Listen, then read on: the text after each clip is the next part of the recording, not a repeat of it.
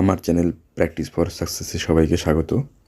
আজকের ভিডিওর বিষয়বস্তু math set 1 Kolkata police constable এবং লেডি কনস্টেবল যে পরীক্ষা আছে সেই উপলক্ষে। তো ভিডিও শুরু করছি। তো আজকে প্রথম অঙ্কটা আমরা করছি। প্রথম অঙ্কটা হচ্ছে 7টি আপেলের গড় ওজন 10 গ্রাম করে বৃদ্ধি পায় যদি একটি 120 গ্রাম আপেলের পরিবর্তে অন্য একটি আপেল রাখা হয়, তাহলে 7টা আপেলের গড় ওজন বৃদ্ধি পাচ্ছে 7 × 10। আমরা 7টা আপেলেরই গড় ওজন 10 গ্রাম করে বৃদ্ধি পেলে টোটাল আমার 70 গ্রাম ওজন বৃদ্ধি পাচ্ছে। এই 70 গ্রাম ওজন বৃদ্ধি পাচ্ছে কিসের জন্য? কারণ নতুন আপেল যেটা আছে তার থেকে যে আপেলটা আমরা তুলে নিলাম, 120 গ্রাম যে আপেলটা তুলে নিলাম, তার পরিবর্তে যে নতুন আপেলটা রাখছি তার ওজন এই 70 গ্রাম বেশি। সুতরাং নতুন আপেলের ওজন হচ্ছে 120 গ্রাম যোগ 70 গ্রাম, 190 গ্রাম। একদম সিম্পল। পরের প্রশ্ন, একটি পাত্রে মোট 41.5 লিটার শরবত আছে। একজন শরবত বিক্রেতা সিদ্ধান্ত নিল যে সে আধ লিটার বোতলে করে শরবত বিক্রি করবে। সব শরবত বিক্রি করতে কয়টি বোতল প্রয়োজন হবে? তাহলে এর জন্য কি করতে হচ্ছে? তাহলে এখান থেকে সোজাভাবেই বোঝা যাচ্ছে যে আমাদের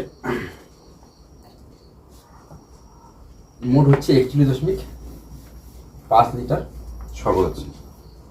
তাহলে 41.5 লিটার যে শরবতটা আছে সেটা বিক্রি করবে আধ লিটার। আধ লিটার মানে 0.5 লিটার। তাহলে আমাকে কি করতে হবে? 0.5 লিটার দিয়ে এটা সিম্পল হিসাব ভাগ করে দিতে হবে। তাহলে ভাগ করলে কি হচ্ছে, এখানে 0.1 ঘরে গিয়ে এটা কেটে দেওয়া যায়। 5 দিয়ে কাটাকাটি করলে হয়ে গেল 5 × 8 = 40, 1 থাকলো 3 × 5 = 15। তাহলে এখানে উত্তর হয়ে গেল 83টি। 2 নম্বর প্রশ্নের উত্তর হয়ে গেল 83টি বোতল। পরের প্রশ্ন, একটি সংখ্যাকে 52 দিয়ে ভাগ করলে 44 ভাগশেষ থাকে।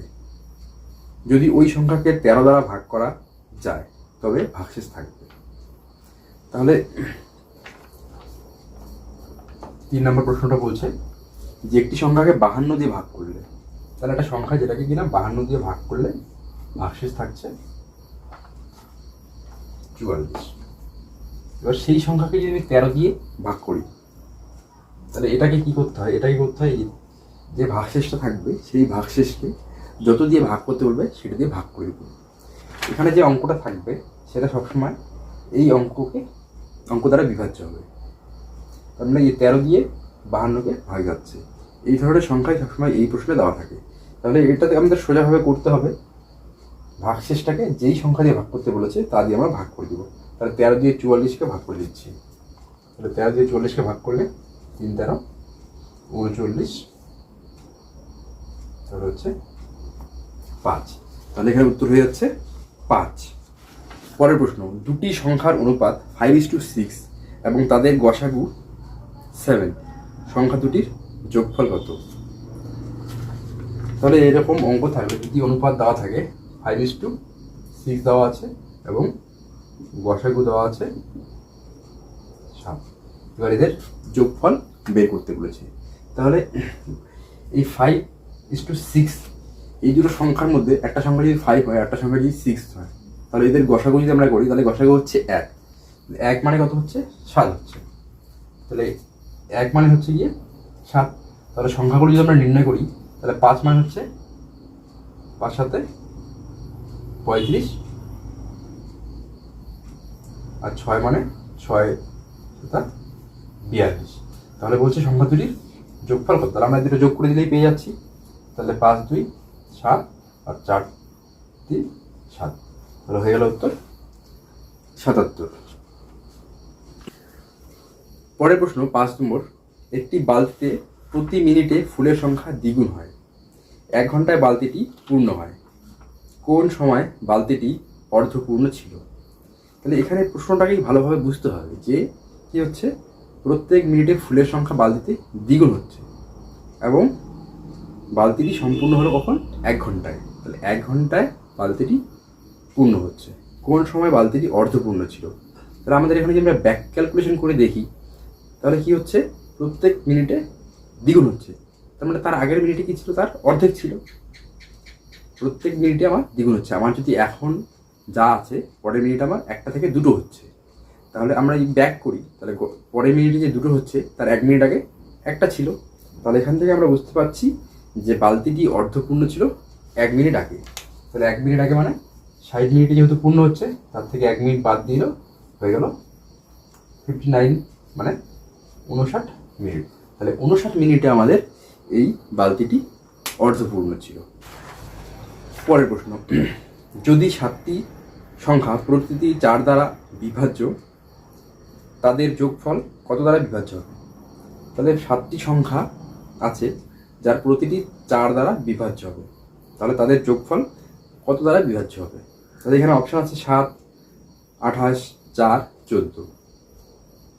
যেহেতু এখানে বলা আছে 4 দ্বারা বিভাজ্য, তার মানে সেই 7টা হোক, 5টা হোক, 4টা হোক, 2টো হোক, 1টা হোক, সেটা সবসময় 4 দ্বারা বিভাজ্য হবে। তাহলে আমরা এটা ধরে নিয়ে করছি। আমরা ধরলাম যে 7টি সংখ্যাই 4 দ্বারা বিভাজ্য। তাহলে আমি 7টার মধ্যে আমি 6টাকে 4 ধরলাম। তাহলে 6টা সংখ্যা আমার 4 হলে 4 6 24 হচ্ছে। একটা সংখ্যাকে আমি 8 ধরলাম, তাহলে 8 একে 8 হচ্ছে। তাহলে 24 আর 8 যোগ করলে হয়ে যাচ্ছে 32। তাহলে যে অপশনগুলো আমার ছিল, 7 দিয়ে আমার 32কে ভাগ যাচ্ছে না, 28 দিয়ে যাবে না, 14 দিয়ে যাচ্ছে না, তাহলে এখানে 4 দ্বারা বিভাজ্য। যেহেতু এখানে বলা আছে 4 দ্বারা বিভাজ্য, সুতরাং এর উত্তর 4 দ্বারা বিভাজ্যই হবে। পরের প্রশ্ন, 300 টাকার 3 বছরের সুদ 27 টাকা, শতকরা সরল সুদের হার কত? তাহলে আমাদের যখন সরল সুদের অঙ্ক করি তখন একটা আমাদের সূত্র আছে, সুদ সমান সমান আসল গুণন সময় গুণন সুদের হার বাই 100। তাহলে এখানে আমাদের যেগুলো বলা আছে সেগুলো বসিয়ে দিব, কাটাকাটি করলেই সেই মানটা পেয়ে যাচ্ছি। তাহলে সুদ বলেছে 27 টাকা, তাহলে 27 সমান সমান আসল হচ্ছে 300 টাকা, সময় হচ্ছে 3 বছর, সুদের হার কত সেটাই আমাদের বের করতে হবে। তাহলে এটা আমি কোশ্চেন মার্ক দিয়ে দিলাম, নিচে 100। তাহলে 100 দুটো শূন্য, 300 শূন্য দিয়ে কেটে দিলাম, 3 দিয়ে 87 কাটলে 9, 3 দিয়ে 9 কাটলে 3, তাহলে কোশ্চেন সমান সমান 3। তাহলে এখানে সুদের হার হয়ে যাচ্ছে 3%। পরের প্রশ্ন, এ বি ও সি এর মূলধনের অনুপাত 6:3:2। বি ও সি এর মূলধনের যোগফল 70,000 টাকা হলে এর মূলধন কত হবে? তাহলে এ বি সি এদের মূলধনের অনুপাত হচ্ছে 6:3:2 এবং বলা আছে যে বি ও সি এর মূলধনের যোগফল, বি এবং সি এর মূলধনের যোগফল হচ্ছে গিয়ে, এখানে 3 আছে, এখানে 2 আছে, তাহলে আমাদের মতে হচ্ছে 3 আর 2 প্লাস করলে 5, কিন্তু প্রশ্নে বলা আছে তাদের যোগফল হচ্ছে গিয়ে 70,000। তাহলে 5 = 70,000, তাহলে 1 = কত হচ্ছে 70,000 বাই 5, 14,000। তাহলে 1 সমান সমান হয়ে যাচ্ছে আমার 14,000 টাকা। এখানে উত্তর চেয়েছে যে এ এর মূলধন কত। তাহলে এ এর মূলধন কত? এ এর মূলধন 6, তাহলে 1 সমান সমান যদি 14 হয় তাহলে 6 সমান সমান কত হবে? তাহলে 6 গুণন 14,000, তাহলে 6 গুণন 14,000 করলে হয়ে যাচ্ছে আমার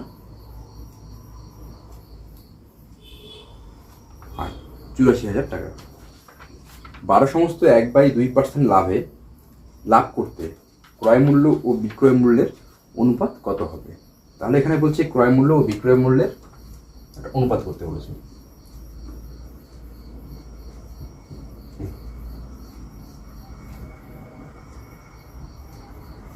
তাহলে ক্রয় মূল্য ও বিক্রয় মূল্যের অনুপাত কত হবে যদি কিনা লাভ হচ্ছে গিয়ে 12 সমস্ত 1/2% হয়? তাহলে আমার ক্রয় মূল্য কত হচ্ছে 100 হচ্ছে, আর বিক্রয় মূল্য কি হচ্ছে, আমার যেহেতু লাভ করতে হবে তাহলে লাভ করলে আমার কি মূল্যটা যোগ করতে হচ্ছে। তাহলে 100 যোগ 12 সমস্ত 1/2, তার মানে 112 সমস্ত 1/2। তাহলে আমি এটা সমস্ত ভাঙাতে পারি, তাহলে 100 এটা করলে হচ্ছে গিয়ে 112 গুণন 2 করলে 224 যোগ 1 225, তো 225 বাই 2। এবার 25 দিয়ে কাটাকাটি করলে 4 25-এ 100, 9 25-এ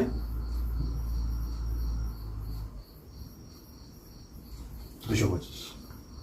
তাহলে এখানে আমার হচ্ছে 4 অনুপাত 9/2। তাহলে এখানে যেহেতু নিচে 2 আছে, এই 2টাকে তোলার জন্য আমার কী করতে হচ্ছে, এখানেও 2 দিয়ে গুণ করতে হচ্ছে, এখানেও 2 দিয়ে গুণ করতে হচ্ছে। তাহলে 2 2 কেটে গেল, তাহলে 4 2 8 আর এখানে 9। তাহলে ক্রয় মূল্য ও বিক্রয় মূল্যের অনুপাত হয়ে গেল 8:9। পরের প্রশ্ন, একটি পাত্রে জলের পরিমাণ দুধের পরিমাণের দ্বিগুণ। দুধ ও জলের অনুপাত কত? তাহলে এখানে প্রশ্নটা খুব ভালোভাবে পড়তে হবে। এখানে কি থাকে, প্রশ্নটার মধ্যেই যে উত্তরটা চেয়েছে তার মধ্যেই পেয়ে আছে। বলেছি যে দুধ ও জলের অনুপাত কত। তাহলে আমরা প্রথমে লিখছি দুধ, আর পরে হচ্ছে জল। এখানে বলা আছে একটি পাত্রে জলের পরিমাণ হচ্ছে দুধের পরিমাণের দ্বিগুণ। তাহলে দুধ যদি 1 হয়, জল কত হবে? দ্বিগুণ হবে, 2 হবে। তাহলে দুধ ও জলের অনুপাত হচ্ছে 1:2। এখানে প্রথমে জল দুধ বলা আছে এবং পরে উত্তর চেয়েছে দুধ জল। এই দুধ আর জলের মধ্যেই গড়বড় হয়ে গিয়ে 1:2 জায়গায় 2:1 উত্তর হয়ে যাবে, তাতেই ভুল হওয়ার সম্ভাবনা থাকে। এই সমস্ত প্রশ্নের ক্ষেত্রে প্রশ্নটা খুব ভালোভাবে পড়ে উত্তর করতে হবে। পরের প্রশ্ন, একটি ব্যাগের 1/4 অংশ খরচ হয়ে যায়, বাকি টাকা 9 ভাগে ভাগ করলে প্রত্যেককে 5.20 টাকা পায়। ব্যাগে মোট কত টাকা ছিল? তাহলে আমরা যদি এটাকে ছবি এঁকে করি, তাহলে একটা সুন্দর আমরা একটা বৃত্ত আঁকলাম। তাহলে এখানে আমার 4 ভাগ করলাম, 4 ভাগের মধ্যে 1 ভাগ খরচ হয়ে গেল। এবার বাকিটাকে 9 ভাগ করলে, তাহলে আমার 1টা 2টা 3টা ভাগ আছে। তাহলে এগুলো আমরা যদি 9 ভাগ করি, প্রত্যেকটাই আমার 3 ভাগ করে হচ্ছে। তাহলে আমার এইভাবে যদি ভাগ করি, তাহলে আমি প্রত্যেকটি একটা করে ভাগ হচ্ছে, যেগুলো হচ্ছে প্রত্যেকে পাচ্ছে 5.20 টাকা, 5.20। তাহলে একটা ভাগ হচ্ছে 5.20 টাকা। তাহলে এখানে বলেছে যে ব্যাগে মোট কত টাকা ছিল। তাহলে এই যে আমাদের 1/4 যে পার্টগুলো ছিল, সেগুলোকে আমরা 3 ভাগ করেছি। তার মানে আমাদের এই পার্টটা আমরা 3 ভাগ যদি করি, তাহলে প্রত্যেক পার্টটা আমার 5.20 টাকা হচ্ছে। তাহলে মোট কতগুলো ভাগ হচ্ছে? 3টা করে। এই একটা অংশ 3টা ভাগ, তাহলে মোট 3 4 12টা ভাগ হচ্ছে। তাহলে আমি যদি ডাইরেক্ট 12 দিয়ে এটাকে গুণ করে দিই, তাহলে আমি উত্তর পেয়ে যাচ্ছি 12 দিয়ে করলে 0, 12 × 24, 4 হাতে করে 2, 5 × 60, 60 আর 2 62। তাহলে 62.40 টাকা। এইভাবে করা যেতে পারে, অথবা আমরা যদি ভগ্নাংশ দিয়েই করতে যাই, তাহলে আরেকভাবে করতে পারি আমরা, যে 1/4 অংশ আমার বাদ চলে গেল। তাহলে 1 অংশ থেকে 1/4 অংশ বাদ দিয়ে দিচ্ছি, তাহলে থাকছে কত? 4 - 1, তাহলে হচ্ছে 3/4। তাহলে এটাকে আমার 9 ভাগ করেছে, এটাকে 9 ভাগ করেছে মানে ভাগ 9। ভাগ 9 করলে হচ্ছে 3/4 গুণন 1/9 সমান 3/36। তাহলে প্রশ্নানুসারে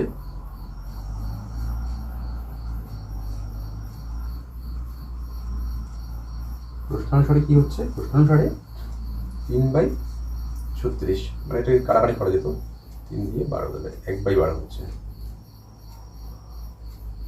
তাহলে 1/12 সমান 5.20 টাকা, বা 1 সমান 5.20 গুণন 12, বা 1 সমান 62.40 টাকা। তাহলে আমরা এই দুইভাবে এই প্রশ্নের সমাধান করতে পারি। উত্তর কিন্তু একই দাঁড়াচ্ছে, 62.40। পরের প্রশ্ন, 3টি ক্রমিক অযুগ্ম সংখ্যার যোগফল 27, দ্বিতীয় সংখ্যাটি কত? তাহলে এটা গড়ের অঙ্ক বলছে 3টি ক্রমিক অযুগ্ম সংখ্যার যোগফল 27, দ্বিতীয় সংখ্যাটি কত? তাহলে গড়ের ক্ষেত্রে একটা আমাদের জানতে হবে যে গড় মানে সবসময় কি হয়? মাঝখানে সংখ্যা হয়। তাহলে এবার সংখ্যা কটা আছে? আমার 3টা আছে। তাহলে আমি ধরে নিলাম A, B, C যদি ধরি, তাহলে 3টা সংখ্যা হচ্ছে 3টাই অযুগ্ম। অযুগ্ম বলতে বিজোড় সংখ্যা। তাহলে আমাদের মাঝখানের সংখ্যাটা মানেই গড়। তাহলে এই যে 27 আছে তিনটি সংখ্যা যোগফল, তাহলে 27-এর গড় কত হচ্ছে? 27/3, তাহলে হচ্ছে 9। তাহলে এই যে সংখ্যাটা, দ্বিতীয় সংখ্যাটা অর্থাৎ যেটা মাঝের সংখ্যাটা, সেটা হচ্ছে গিয়ে তার গড় করলে হচ্ছে 9 বেরোচ্ছে। তাহলে এই সংখ্যাটা হচ্ছে 9। প্রথম সংখ্যাটা কত হচ্ছে? প্রথম সংখ্যাটা বলেছে যে যেহেতু এগুলো অযুগ্ম, তাহলে 7-এর আগের অযুগ্ম সংখ্যা হচ্ছে 9-এর আগের অযুগ্ম সংখ্যা হচ্ছে 7, এবং 9-এর পরের অযুগ্ম সংখ্যা হচ্ছে 11। তাহলে এই হচ্ছে তিনটি সংখ্যা, যাদের যোগ করলে আমরা দেখতে পাবো যোগফল আমার 27 হচ্ছে। এবং গড় করলে মাঝের সংখ্যাটাই বেরোবে। পরের প্রশ্ন বলেছে যে কোন সংখ্যাটি 11 দ্বারা বিভাজ্য নয়। তাহলে এখানে অপশনগুলো ধরে ধরে করতে হবে, যেহেতু এখানে বলেছে যে নিচের কোনটি 11 দ্বারা বিভাজ্য নয়। তাহলে এটার জন্য আমার বিভাজ্যতার নিয়মের একটা ভিডিও দেওয়া আছে, সেটা দেখলে উপকার পাবে। তো এখান থেকে আমরা ধরে নিচ্ছি প্রথম অপশন দেওয়া আছে 6171। তাহলে 11 দ্বারা বিভাজ্যতার নিয়ম হচ্ছে যে সংখ্যাগুলো আমাদের থাকবে সেখানে আমাদের জোড় স্থানীয় এবং বিজোড় স্থানীয় সংখ্যা, জানে মানে এই যে 6, 7 এটা হচ্ছে বিজোড় স্থানীয় সংখ্যা, এবং 1 আর 1 এটা হচ্ছে জোড় স্থানীয় সংখ্যা। এদের যোগফলের পার্থক্য যদি 0 হয়, অথবা যে পার্থক্যটা হবে সেটা যদি 11 দ্বারা বিভাজ্য হয়, তাহলে এই সংখ্যাটি 11 দ্বারা বিভাজ্য হবে। তাহলে আমরা চেক করে নিচ্ছি। তাহলে 6 যোগ 7 তো হয়ে যাচ্ছে আমার 13, 1 যোগ 1 2, বিয়োগ করলে হয়ে যাচ্ছে আমার 11। তাহলে এখানে আমাদের 11 হয়ে যাচ্ছে। তার মানে জোড় স্থানীয় এবং বিজোড় স্থানীয় অঙ্কের যোগফলের পার্থক্য আমার 0 অথবা 11 দ্বারা বিভাজ্য হয়ে গেল। কিন্তু আমাদের প্রশ্নে বলেছে যে কোনটি 11 দ্বারা বিভাজ্য নয়। এই সংখ্যাটা 11 দ্বারা বিভাজ্য হবে, তাহলে আমাদের উত্তর এটা হবে না। পরের সংখ্যাটা নিয়ে যাচ্ছি আমরা। তাহলে পরের সংখ্যা হচ্ছে 6116। তাহলে এখানে আমার কত হচ্ছে? 6 1 7, এখানে 6 1 7, তাহলে 7 থেকে 7 বাদ দিলে 0 হচ্ছে। তাহলে এই সংখ্যাটাও আমাদের 11 দ্বারা বিভাজ্য হচ্ছে, তাহলে এটা আমাদের উত্তর হচ্ছে না। এবার পরের অপশনটা দেখে নিচ্ছি। পরের অপশনটা হচ্ছে গিয়ে 6776। তাহলে 7 6 13, 7 6 13, এখানেও 13 থেকে 13 বাদ দিলে 0, তাহলে এই অপশনটাও হচ্ছে না। পরেরটা হচ্ছে গিয়ে 6161। তাহলে 6 6 12, 1 1 2, তাহলে এখানে পার্থক্য হয়ে যাচ্ছে 10। আমরা বলেছি যে যেখানে পার্থক্যটা 0 অথবা 11 দ্বারা বিভাজ্য হবে না, সেখানে 11 দ্বারা বিভাজ্য হবে না। তাহলে এখানে উত্তর হয়ে যাচ্ছে অপশন ডি, 6161। পরের প্রশ্ন, এ ও বি এর বয়সের অনুপাত 5:2। 6 বছর পর এ এর বয়স 31 হলে বর্তমানে বি এর বয়স কত? তাহলে এখানে বলেছি এ আর বি, এদের বয়সের অনুপাত বলা হচ্ছে 5:2। 6 বছর পর এর বয়স হয়ে যাচ্ছে 31, তাহলে এর বয়স হচ্ছে 31 6 বছর পর। তাহলে 6 বছর পর যদি এর বয়স 31 হয়, তাহলে বর্তমানে এর বয়স কত হবে? 6 বছর বাদ দিতে হচ্ছে, তাহলে এখান থেকে আমি 6 বিয়োগ করলে বর্তমানে বয়সটা পেয়ে যাচ্ছি। বর্তমানের বয়স হয়ে যাচ্ছে 25। তাহলে আমার বর্তমানে এর অনুপাত দেওয়া আছে 5, তাহলে বর্তমান এর বয়স হচ্ছে গিয়ে 25। তাহলে আমরা এই যে তুলনা করে দেখছি যে এর বয়সের সঙ্গে এই যে অনুপাতটা দেওয়া আছে তার কি তুলনা হচ্ছে। তাহলে আমার বলা আছে 5, এখানে হচ্ছে 25, কত গুণ হচ্ছে তার বয়সটা? 5 গুণ, তাহলে ইন্টু 5 হচ্ছে এটা। 5 দিয়ে ইন্টু করলেই আমি 25 পাচ্ছি। তাহলে সেক্ষেত্রে আমার বি এর বর্তমান বয়স কত হবে? এটাকে আমার 5 দিয়ে মাল্টিপ্লাই করতে হবে, তাহলে 5 দুগুণে 10। তাহলে এইভাবে আমরা এর উত্তরটা সোজাই করে দিতে পারছি। তাহলে বি এর বর্তমান বয়স হয়ে যাচ্ছে 10 বছর। পরের প্রশ্ন, এবং এটাই আজকের শেষ অঙ্ক। চিহ্নিত মূল্যের 2/3 অংশে দ্রব্য বিক্রয় করলে 10% ক্ষতি হয়। বলেছে চিহ্নিত মূল্যের 2/3 অংশে দ্রব্য বিক্রি করলে 10% ক্ষতি হয়। দ্রব্যটি চিহ্নিত মূল্যে বিক্রয় করলে লাভের হার কত হবে? তাহলে 2/3 বলেছি, অর্থাৎ আমরা যদি এটাকে বেশি করে ধরতে যাই, তাহলে আমরা 200 বা 300 ধরতে পারি, আর ছোটো করে ধরলে আমরা 2 3 ধরে করতে পারি।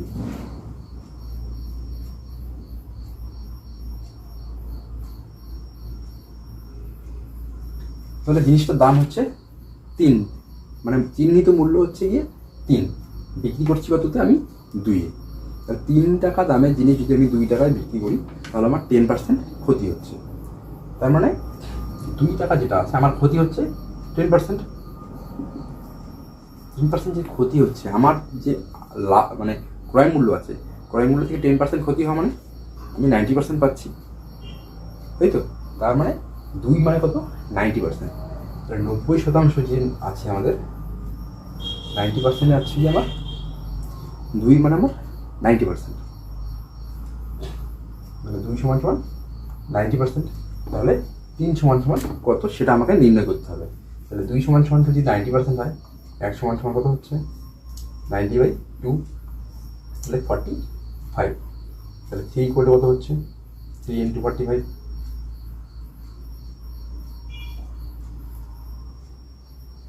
তাহলে হচ্ছে 135। তাহলে আমার চিহ্নিত মূল্য হচ্ছে গিয়ে 135%। তাহলে আমাকে বললো যদি আমি সেটা চিহ্নিত মূল্য বিক্রি করি তাহলে লাভ কত হবে। তাহলে চিহ্নিত মূল্য বিক্রি করলে আমার লাভ হচ্ছে, এখান থেকে 100 বিক্রি করে দিচ্ছি, তাহলে লাভ হয়ে যাচ্ছে আমার 35%। তাহলে আজকে এই পর্যন্তই। সম্পূর্ণ ভিডিও দেখার জন্য সকলকে ধন্যবাদ। যদি ভিডিওটি ভালো লেগে থাকে তাহলে অবশ্যই লাইক এবং বন্ধুদের মধ্যে শেয়ার করে দেবে। আর যারা নতুন প্রথম দেখছো তাদেরকে সাবস্ক্রাইব করার জন্য অনুরোধ করছি। ধন্যবাদ।